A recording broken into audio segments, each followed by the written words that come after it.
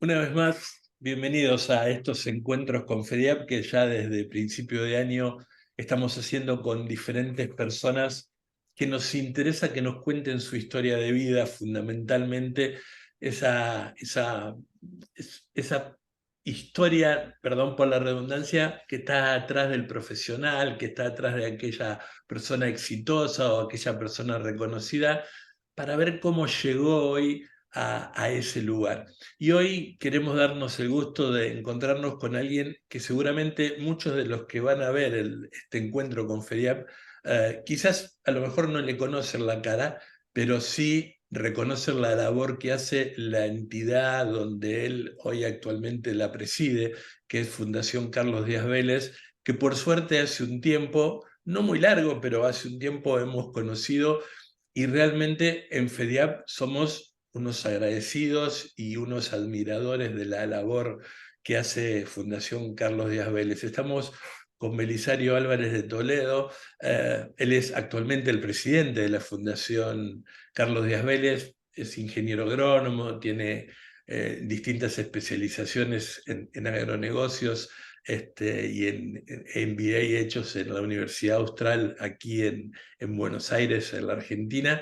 Y además tiene una vasta experiencia no solamente en el ámbito privado, sino también ha trabajado en el ámbito estatal. Queremos primero darte las gracias, Belisario, por dedicarnos estos minutos y tenerte presente para poder en persona agradecer lo que Díaz Vélez ha hecho permanentemente y está haciendo por las escuelas. Bienvenido.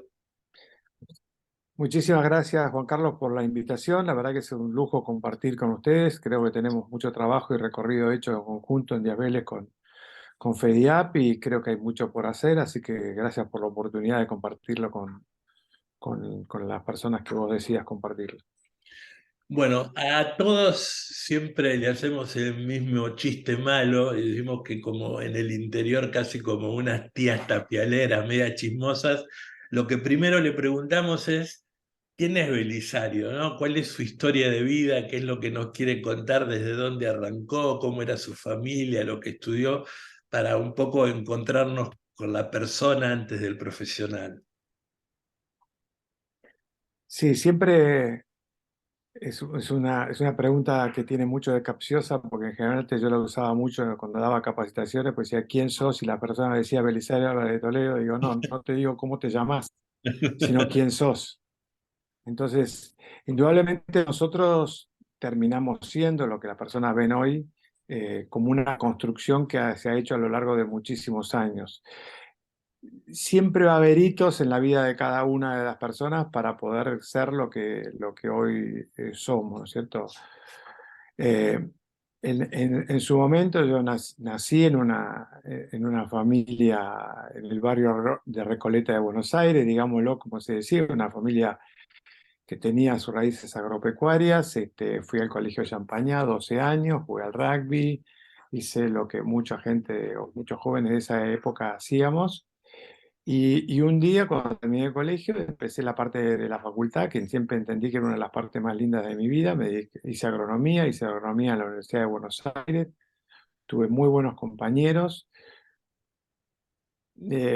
Nos justo coincidió con la entrada del proceso militar, con lo cual fue bastante tumultuosa, porque fue en el año 76 que yo empecé y me egresé en el año 82.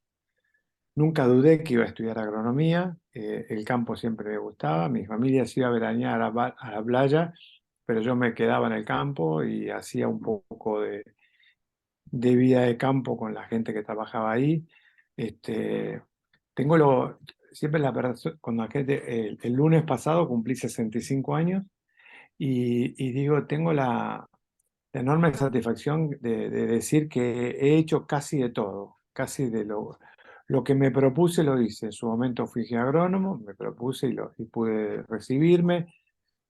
Mi papá estaba muy ligado al movimiento CREA, con lo cual tuve la posibilidad, me presentaron en una terna para ser asesor de un grupo CREA y tuve 10 años asesorando un grupo CREA. Tengo otras cosas que también creo que me han formado como persona, que es que siempre decreté que las etapas se cerraban. No me gusta cuando las cosas languidecen. Entonces en un momento cerré la etapa asesor CREA, estuve en la actividad privada, asesorando y administrando campo, volví al movimiento CREA en otro concurso para coordinar una región CREA, y después fui director ejecutivo de CREA, también cerré esa etapa en el 2010. En el 2010, en realidad, les presenté la renuncia en agosto a la comisión directiva y me terminé yendo en diciembre del 2010. Me quedaba pendiente en alguna forma algún trabajo en el exterior, me fui a trabajar a Uruguay. Después también tenía pendiente la actividad pública y tuve una intensísima actividad pública en los 4 años de Cambiemos. Intensísima, ¿por qué? Porque, bueno, mucha gente hace su experiencia en un lugar, yo lo hice en 3 lugares distintos. Fui vicepresidente de Lotería Nacional, subsecretario de Administración con Carolina Stan del Ministerio de Desarrollo Social y presidente del Mercado Central de Buenos Aires. Y hoy he vuelto casi a los orígenes. Me dedico principalmente a, la, a mi propia empresa, mi propia empresa agropecuaria, y a ser presidente de la Fundación Carlos Díaz Vélez. Y bueno, y a poder transmitir cuando se da la ocasión los conocimientos o los aprendizajes que he hecho a lo largo de los años, ¿no? Eso es un poco, tengo 4 hermanas y tengo 4 hijos, todos grandes, la más chica tiene 27, el más grande tiene 37. Tengo 4 nietos, un quinto en camino, tengo una vida, digámoslo, plena de trabajo y de satisfacción por el camino realizado. Qué bueno, vamos a llegar Fue muy intenso. No, no, fue muy bueno. Además, por otro lado, me sirve una pregunta para hacerte. Ya vamos a llegar a la gran labor que hace Díaz Vélez. Pero dijiste una cosa que a mí me interesa mucho, esto de soltar, de no dejar que las cosas se languidecen, fue el término que usaste.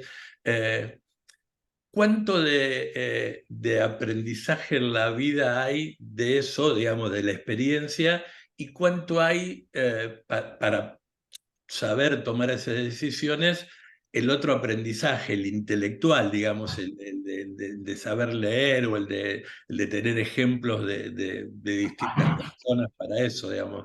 ¿Cómo vos creés que internamente estás convencido de que hay algún momento que hay que soltar? Porque a muchos les cuesta eso, ¿no? Y, digamos, eso uno los ve eternamente en el mismo sillón, y dice, bueno, en algún momento alguien tiene que quedarse con ese know-how, o alguien seguramente debe tener alguna otra idea para poder hacerla, y a veces no es tan fácil convencer para que uno, suena fea la frase, se haga a un lado o crea que termine digamos, su forma de trabajar. ¿Cuánto hubo de experiencia personal y cuánto hubo de aprendizaje, a lo mejor un poco más científico, si podríamos llamarlo de eso?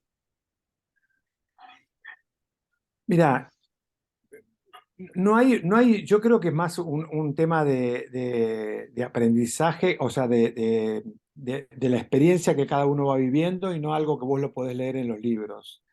Eh, yo me he especializado, así como te puedo decir, en que me he soltado, también me he especializado en toma de decisiones. Cuando la gente piensa, ¿por qué tomaste esta decisión? Vos no puedes explicarle específicamente por qué tomaste esta decisión. Lo que pasa es que a lo largo de los años, vos cada vez vas teniendo más confianza de que esa decisión y qué elementos vos necesitas para tomar esa decisión. Bueno, puedes tener todos los elementos en la mano para tomar una decisión. Vos tenés algunos elementos y en esos elementos es lo que confías. Vos confías en esos elementos. Confías en vos mismo, confías en una persona que te hace que podés tener alguna charla, podés confiar en tus capacidades, podés confiar en lo que sabés. Pero, pero hay una frase, a mí siempre, yo usé muchísimo la frase siempre a lo largo de mi vida, y una que me acompaña más, que digo, elegir es renunciar. Cuando vos elegís sin querer, estás renunciando a algo. Y en el fondo yo fortalezco la idea de que vos tenés que decidir y que vos tenés que tomar decisiones conscientemente. Por eso digo, cuando uno renuncia a un trabajo o cierra una etapa de la vida, es porque lo hace conscientemente. no es un tonto alocado que dice, tal. Vos decís, ¿cómo sabes que? Bueno, por las otras cosas que te digo, porque o porque uno se tiene confianza, o porque sabe hacia dónde está yendo, o porque tiene un objetivo en la vida, o porque las cosas que lee en el entorno es lo que uno... Creo que una de las cosas que más me repito todo el tiempo es que uno tiene que saber leer el entorno. Y vos decís, ¿pero qué es el entorno? Y bueno, si yo soy presidente de la Fundación Diana Vélez y el entorno dice, como estábamos hablando en un momento contigo, ya hay muchos problemas en el país en general, vos tenés que tomar determinadas decisiones con las escuelas que no son las mismas que tomarías en otros momentos de la vida, porque vos tenés que entender cuál es el entorno, qué le está pasando a la escuela, qué está pasando en el país, qué le pasa. Entonces, ahí vos tomás una decisión. Entonces, vos tenés que aprender a leer el entorno. Entonces, cuando vos no agarres y dices, yo renuncié al CREA, renuncié en su momento a la región sur de Santa Fe, renuncié a CREA, renuncié a cuando fui a trabajar a Uruguay, renuncié a lotería, renuncié en desarrollo social y me fui del mercado central. Siempre me fui. Pero no es lo mismo la ida del mercado central que cuando terminé, cuando me fui en su momento de asesor que era en el año 1993. Realmente la confianza que uno tiene, la capacidad de leer el entorno, la capacidad de entender esas cuatro cosas que vos necesitas tener claro. Eso para mí es un tema muy, pero muy importante. Yo entre las formaciones que tengo soy coach organizacional, hice dos formaciones en coach ontológico, me especialicé en desarrollo de las organizaciones y una cosa que decimos mucho en el coaching, vos detectás mucho a las personas que quieren tener claro todo el tiempo. Entonces, que no pueden mover porque pareciera que siempre les falta una información para mover el pie. Y el primer punto es entender que vos no vas a tener todo, no podés tener todo. Si vos querés saber toda la información, no la vas a poder tener. Entonces vos tenés que detectar cuáles son las cuatro que para vos son importantes. Entonces, y ahí obviamente vas teniendo una dinámica y vas generando confianza. Ahora que estamos en el momento del fútbol, probablemente la primera vez que alguien patea un penal no es lo mismo que cuando pateó 30. Y probablemente vos decís, ¿cómo te tenés tanta confianza para patear un penal? Bueno, porque en definitiva entendió todo el contexto de lo que significaba patear un penal y a lo largo lo patea con cierta confianza. En la vida real pasa lo mismo.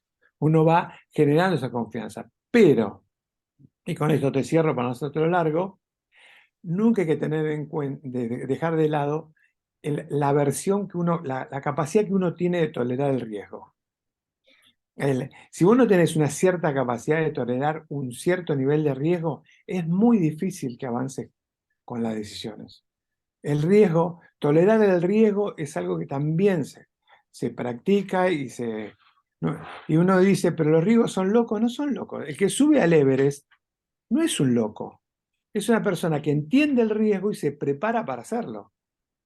Cuando vos me hablas de correr en la montaña, no es que uno no hace loco, entiende lo que va a hacer y se prepara para hacerlo. Entonces, para tolerar el riesgo, para tomar decisiones, vos tenés que prepararte y tenés que ejercitarte en eso, de tolerar el riesgo, tomar decisiones y generar tu confianza para poder hacerlo. Es muy Muy largo, interesante. No, muy largo. no, absolutamente es muy interesante y me voy a agarrar de una de las frases que dijiste de que elegir es renunciar y quiero preguntarte, porque a lo largo de estos 65 años, el otro día te felicité por el cumpleaños, no sabía, eh, no solamente te fuiste porque estabas convencido, sino que además no sé si tomaste el riesgo, pero tomaste la decisión de trabajar por otros. Podríamos decir que la Fundación Díaz Vélez es una cuestión más familiar y lo que fuera, pero ¿qué es lo que te llevó a decidir trabajar por los demás? ¿Qué es lo que te llevó a decir, voy a tomar ese riesgo de trabajar por los demás, de incluso presupongo yo, a lo mejor es un prejuicio, no lo sé, yo nunca trabajé para el Estado, pero voy a trabajar en el Estado y ya me van a hacer una marquita, ¿viste? Cuando te tildan porque fuiste de alguna manera este, funcionario, lo que fuera, una tontera para mí inmensa, pero bueno, otra de las argentinadas nuestras. ¿Qué es lo que te llevó? Quizás toda tu formación, pero ¿hay algo que te llevó o algunas situaciones o algunos convencimientos propios que te llevó a dar algo tuyo fuera de lo profesional para los demás? Cuando uno tiene 40 años y si uno le dedica el tiempo y lo puede entender, uno trata de entender quién es y dónde se para ante la vida, ¿no? En ese momento, era más o menos el año 2000, 99, 2000, por esa época más o menos, hice formaciones en coaching. Y en una formación en coaching me hicieron escribir mi misión en la vida. Cuando vas en el ejercicio de escribir tu misión, vos no sabés lo que va a salir, lo que va a salir. Es todo un proceso que en el final. Y en el mío, yo terminé escribiendo facilitar el desarrollo humano, ayudando a las personas a lograr su progreso y superación personal. Yo descubrí en ese momento que yo tenía una conexión con el progreso y el desarrollo de las personas. Y ese progreso y desarrollo de las personas no es una cosa que uno tiene que trabajar en una ONG para hacerlo. Lo hace en cualquier ámbito que esté. En el ámbito laboral, tenés que preocuparte por las personas, por lo que van a hacer, por su progreso. Yo en la empresa mía intento entender que las personas progresen, se tiene que ver el progreso, no es un tema, se tiene que ver que se van de vacaciones, que progresan, que cambian los autos, que hacen una casa o que sus hijos se educan. Entonces el progreso es una cosa que se tiene que ver. Entonces, yo lo entendí más o menos allá por el año 1940, cuando tenía 40 años, más o menos en el año 2000. Ahora, hubo un momento que uno tiene que poder encontrar también dónde también puede seguir desarrollando esa conexión que uno tiene con eso. Bueno, la administración pública y la Fundación Díaz Vélez fueron dos lugares donde yo encontré que donde seguía con esa conexión. La conexión con lograr que la gente progrese y mejore, es algo que lo llevo muy adentro. De hecho, tengo mi primo Carlos que muchas veces dice, hace mucho tiempo que sos presidente y vos nunca te quedás mucho tiempo en un lugar. Debo tener 6 años como presidente y ellos están pensando que ya los voy a abandonar por lo menos como presidente. Entonces, ¿por qué? Porque en definitiva uno lo lleva adentro independientemente de dónde lo pueda establecer. El caso de la administración pública pasa lo mismo, porque uno toma decisiones, hace su aporte, deja su grano de arena, pero lo mejor que me llevé de la administración pública no es lo que hice, sino es el recuerdo, el reconocimiento de un montón de gente olvidada dentro de la administración pública y que se hacen su trabajo, son súper valiosas y con el que desarrollé un montón y que lo que me reconocieron fue casualmente eso, el hecho de cómo nos ayudaste a nosotros de lo personal a hacer mejor nuestro trabajo, a escucharnos, a dejar que un día, si tocaba, teníamos que llorar en tu escritorio, a que nos retaras, a que nos mandaras. En esa época desarrollé una frase que me hizo muy famoso, que decía, que tu Excel soporte 2 preguntas mías, porque me venían con los Excel por diversas cosas, presupuestos o esto, que yo digo, mira, que tu Excel soporte 2 preguntas. Por supuesto, el primer choque, ¿cuál es? El primer choque es, ¿quién es este loco? Pero cuando te reconocen de que vos les levantaste la vara, que lograste que ellos se superen, que las cosas sean mejor. Entonces, yo tengo eso muy adentro mío, lo reconocí ahí más o menos en el año 2000 cuando escribí mi misión, y lo vengo ejercitando en cualquier ámbito, si sea un ámbito laboral o un ámbito de... acabo de hacer la fiesta de fin de año de la empresa nuestra, y en el fondo tiene que ver con el reconocimiento a que las personas no es que disfruten, es que hayan ido para adelante. Y creo que es algo que llevo muy adentro. Si vos me preguntás una fecha, un punto de inflexión en mi vida, ahí. año 2000 más o menos, 99, cuando hice Información Coaching y escribí mi misión en la vida. ¿Dónde lo ejecuté? En todos los ámbitos donde estuve. Este, siempre desde el punto de vista de la gestión, pero no olvidando que atrás de la gestión hay personas y que las personas tienen que progresar. Ya sea un alumno de una escuela, un director de una escuela o simplemente un gerente, un empleado o el que sea. Te voy a llevar ahora a justamente uno de los lugares donde estás gestionando, que es la Fundación Díaz Vélez. Muchos, reitero, que conocen la excelente y la muy buena labor que hace la Fundación, pero otros quizás no la conocen. ¿Nos querés contar un poco la historia y cuáles son los objetivos que tiene Fundación Carlos Díaz Vélez? La Fundación Carlos de Vélez nació allá por los años más o menos 86, cuando una tía abuela nuestra dejó un campo en legado para que la familia lo dedicara a la enseñanza agrícola ganadera. En ese momento se hizo una fundación, se podía haber hecho otras cosas, pero se hizo una fundación y la fundación se dedica, hoy por hoy, se dedica a becas para estudiar carreras relacionadas a la actividad agropecuaria, aunque el sentido hoy es amplio, porque puede ser de agronomía veterinaria, pero puede ser tecnología de los alimentos, puede ser ecología, puede ser muchas cosas que tengan un sentido más amplio.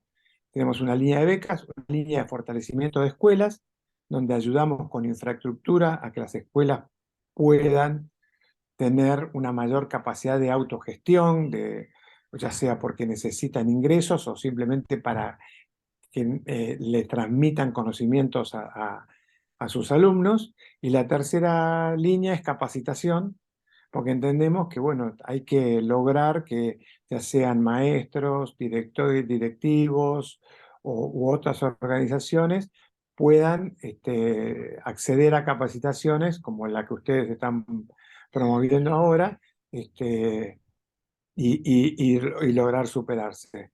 Entonces, las tres líneas se cruzan todo el tiempo, tenemos alrededor de 52 chicos becados en todo el país, y tenemos más o menos 25 proyectos que ayudamos con fortalecimiento de escuelas, y tenemos alrededor de 6 o 7 proyectos de capacitación por año, y todos los años somos 5 familias que integramos el Consejo de Administración, y en el año 2020, aprovechando la pandemia, hicimos un cambio de estatuto donde estamos buscando en esta etapa profesionalizar más la gestión, porque hasta ahora fuimos la familia en la que hemos ido tomando las decisiones más importantes, y eso tiene un límite, porque tiene un límite, digámoslo, por la edad de los que estamos trabajando, ¿no? Básicamente.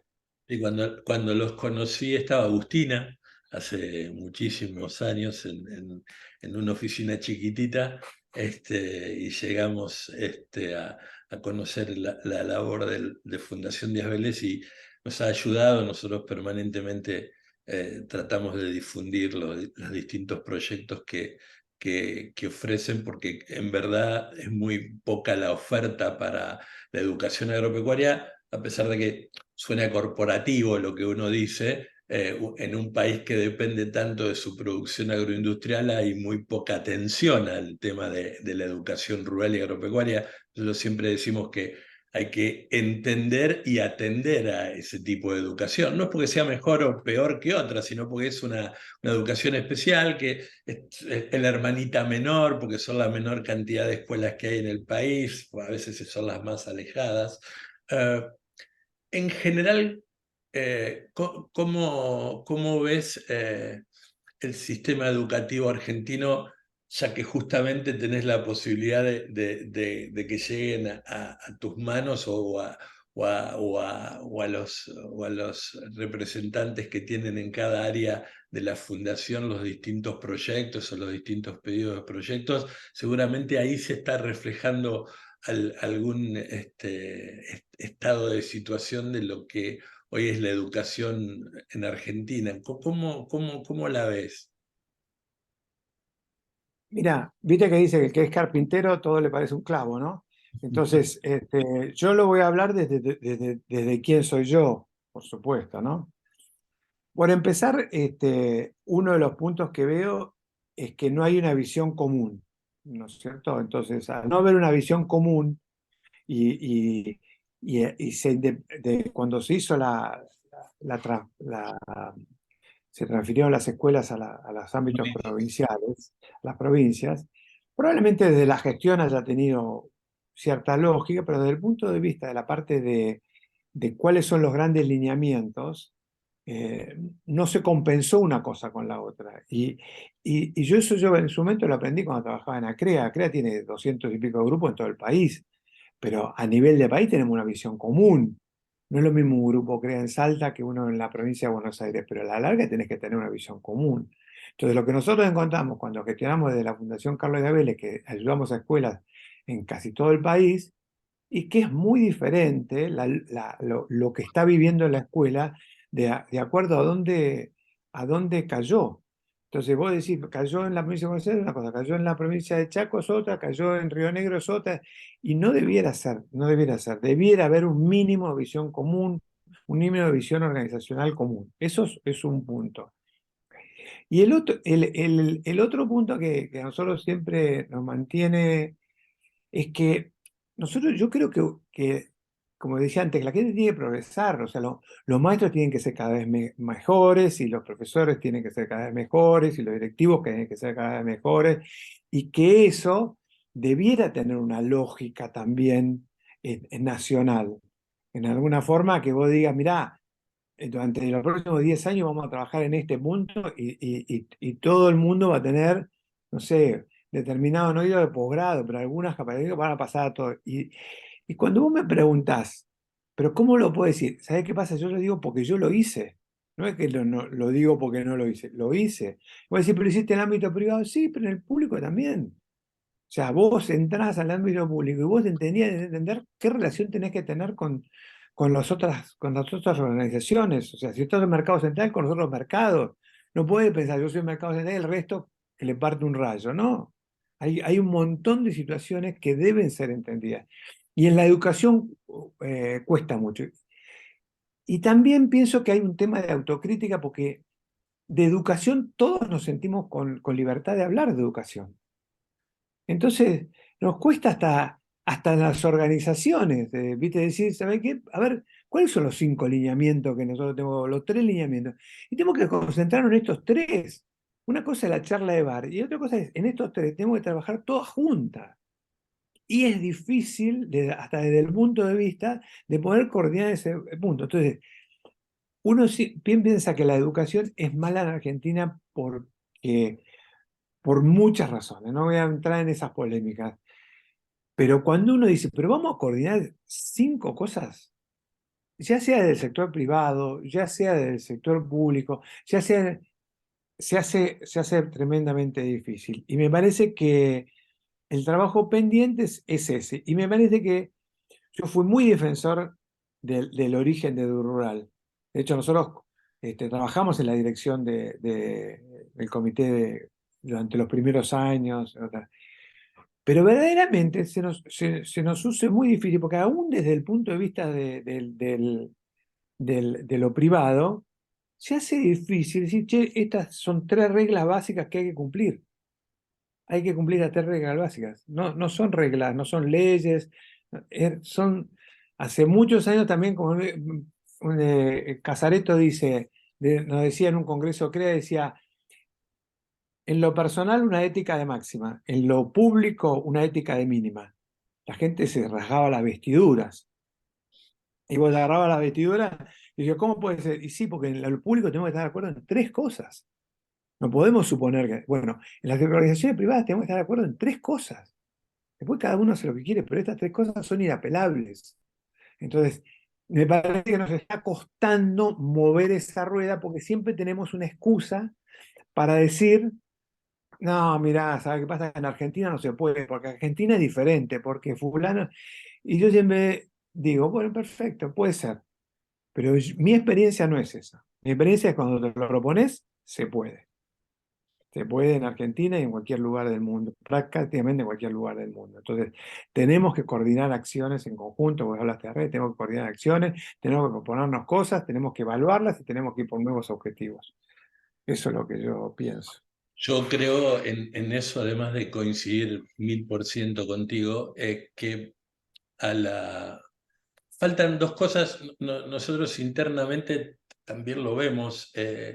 Lo primero es que me parece que falta una cuota de profesionalidad un poco más, digamos, hay que dar dos o tres pasos más en eso y dejar el voluntarismo para pasar a la cuestión de la profesionalidad, porque en realidad ahí es donde vos podés exigir, donde vos podés plantear que haya objetivos, de donde se pueda medir. El voluntarismo es como cuando querés plantear algo en algún lugar y te dicen cómo vas y te dicen más o menos. Y yo siempre a mis directores les decía más o menos no es una unidad de medida, digamos, en ese sentido. Entonces, pensé que una primera cuestión tiene que ver con eso, que es dar un paso que cuesta mucho en las organizaciones de pasar del voluntarismo a la profesionalidad, al profesionalismo y a entender que las cosas tienen que tener un matiz un poco más serio, un poco más ordenado, planificado, profesional, por más que sea reiterativo. Y lo segundo que Espérate, te redondeo una cosita ahí. Nosotros tenemos un defecto en la Fundación de Abeles. Somos 5 familias, de las cuales 3 de los que estamos al frente, yo que soy el presidente, Carlos vicepresidente y Carlos Juan que es el tesorero, somos 3 ingenieros. Entonces, los 3 resolvemos casi mirándonos. claro, Entonces, eso nos ha facilitado la tarea.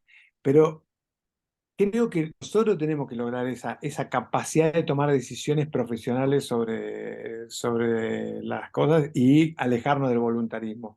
Esto no es un voluntariado, eso somos organizaciones de la sociedad civil que tenemos que ser profesionales y hacer lo que tenemos que hacer.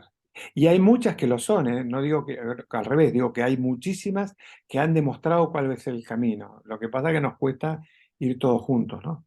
de acuerdo. Nosotros, reitero, primero eso, esta cuestión de dar ese paso, digamos, que me parece que todavía es muy difícil. Y lo segundo es esta cuestión que me parece fundamental, es decir, poner tres o cuatro cuestiones a las cuales no se transingen, no se discuten si se ponen de acuerdo, porque tiene que ver además con el tema de poder defenderlas y poder hacerlas visibles todos juntos, que haya tres o cuatro cuestiones que sean un idioma común y que de esa manera vos donde vayas y con quien vayas puedas hablar de lo mismo y el que venga atrás hable de lo mismo, porque además por otro lado hay una cosa que me parece a mí muy importante, lo dijiste también al pasar, y nosotros lo vemos, FEDIAP tiene 162 escuelas vinculadas, pero trabaja como con 400 a lo largo del año en distintas cuestiones de capacitaciones, lo que fuera, y hay infinidad de cosas muy buenas que se hacen en las escuelas. Algunas se podrían hacer mucho mejor con recursos o con más voluntad política. No quiero entrar a plantear estas cuestiones. Y me parece que también ahí fallamos en no tener esas tres o cuatro cosas que vos planteás, porque eso le daría mucho más visibilidad a un montón de cuestiones que están pasando en las escuelas que son muy buenas. Hay problemas, hay dificultades, pero hay cosas que se están haciendo que son fabulosas. Mira, te redondeo otra idea que ya desde el punto de vista de mi perfil profesional, ¿no? Digo, la mayoría de las organizaciones de la sociedad civil son como los emprendedores. Lo fundó alguien, alguien lo hizo en su momento. Lo más difícil que tienen las empresas en su momento que nacen de un emprendedor es que el emprendedor no sabe dar el paso al costado. El emprendedor crea una empresa. El que sabe dar el paso al costado, la empresa sigue y florece. El que no sabe dar el paso al costado, se hunde el emprendedor con la empresa. Lo he visto. O sea, tenés que dar el paso al costado, la cosa tiene que seguir, tiene que seguir. Entonces, en las organizaciones de la sociedad civil hay que entender que los fundadores, los emprendedores, la forma en que se originó, sirvió para el momento que se hizo. No puede servir.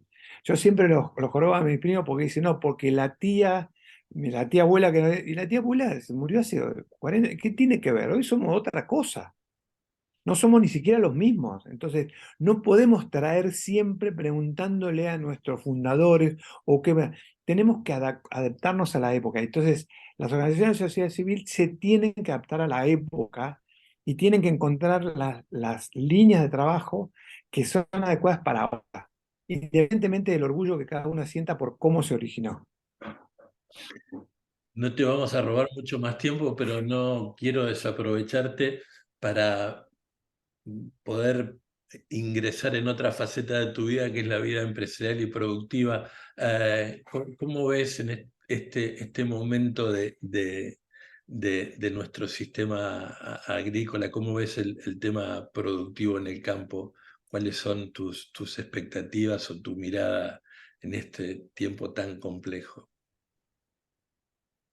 Mira, yo creo que los dos, yo detecto como dos grandes problemas. Yo siempre trato de ir de lo general a lo particular. A mí no me preocupa la seca, ¿entendés? La seca me da la anecdótica, he vivido un montón de seca en mi vida, no pasa nada. Una más, una menos, veremos.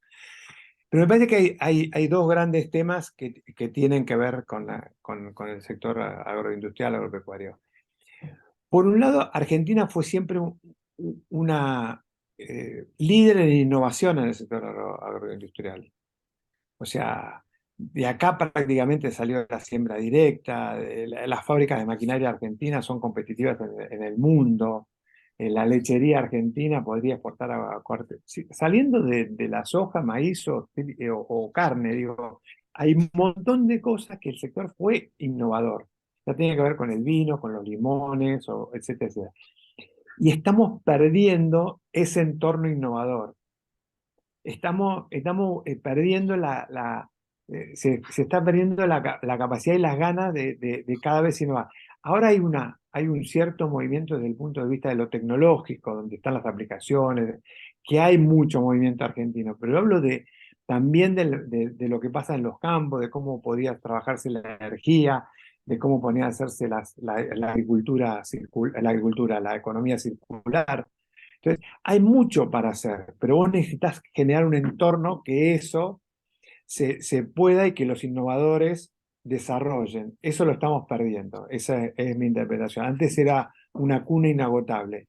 Y el otro punto es que cada vez los productores agropecuarios somos cada vez más individualistas, porque pareciera que todo tiene que ver con un sálvese quien pueda. Y eso me parece que es terrible. Y las decisiones que han ido tomando los diferentes gobiernos, no digo solamente este, sino en general, a veces terminan diciendo, ¿sabes qué?